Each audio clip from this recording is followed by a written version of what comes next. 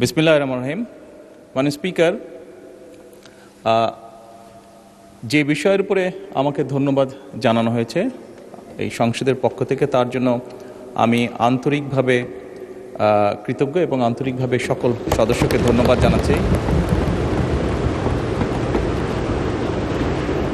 মাননীয় স্পিকার, এখানে মূল বিষয় এটি হচ্ছে যে বাংলাদেশের মানুষ আমাদেরকে দায়িত্ব দিয়েছে তাদের স্বার্থ দেখার জন্য। আমাদের দলের অবস্থান থেকে আমরা একটি স্লোগান ব্যবহার করি, সেটি হচ্ছে যে বাংলাদেশ ফার্স্ট বা বাংলাদেশ প্রথম। আমি যে কাজটি করার চেষ্টা করেছি মাননীয় স্পিকার, আমি আমার অবস্থান থেকে আমি আমার দেশের মানুষের স্বার্থ নিয়ে কথা বলার এবং সেই স্বার্থ রক্ষা করার চেষ্টা করেছি মাননীয় স্পিকার।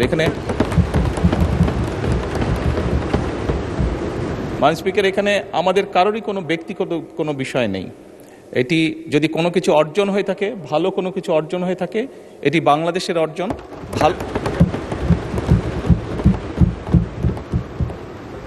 এই সফরের মাধ্যমে যদি দেশের মানুষের কোনো অর্জন হয়ে থাকে, সেটি এই দেশের মানুষের অর্জন মাননীয় স্পিকার।